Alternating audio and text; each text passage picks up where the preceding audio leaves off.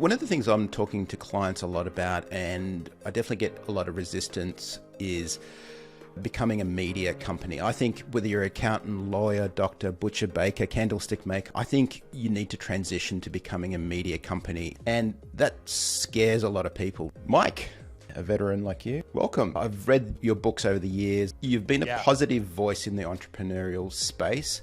You're a voice of value. So you're someone who is an amazing communicator, both in person, speaking, in your writing. I'd love you to speak to a little bit about how do you become that communicator? How do you become that media company? Is it just number of reps, just try and try again? Is it some training that you've done? The first thing is I started off with a true, honest evaluation of who I am and what's natural to me.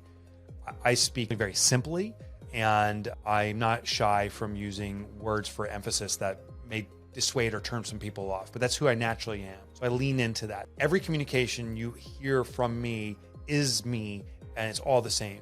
So be you, but be you all out. The second thing is reps matter. I do reps in speaking, in video interviews, and so forth. When I was doing interviews, if you're watching a video right now, I'm looking in your eyes, but I used to do interviews like this, where I was looking to the person, but it's just through reps that you learn, never take your eye off the eye of the camera.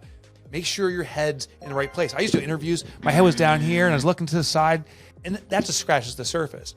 I go through writers' workshops. I rep every day writing too. This morning, 5:30, 6:30 a.m., I'm writing with other writers, practicing, testing things out. All I did for an hour is write titles. We call them a sprint group. It's just fellow authors who said, let's write together. We don't speak. In the morning, we'll say, hey, what are you working on? And then cameras stay on and you just write. The other thing I do is training. You've never done training. So I go to speaker training once a year. I've done training through Michael Port. He has an organization called Heroic Public Speaking. Excellent fundamental on how to work a stage.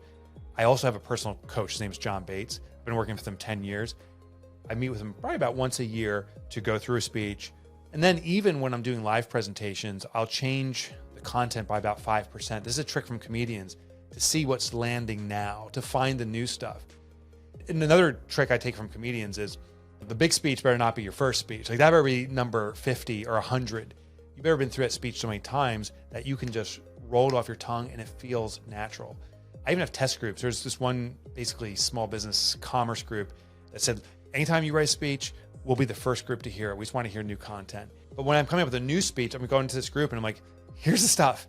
And they're like, that was interesting. And I'm starting to learn. And the last thing I do is I film my speeches. And it is really hard to see yourself speak. Oh my God, I can't believe I'm sticking my hands in my pockets. And I said, for the 100th time. My gosh, Mike, that is probably the most revealing mirror of how I present. So those are all elements I practice to really be the best that I can be. I love it.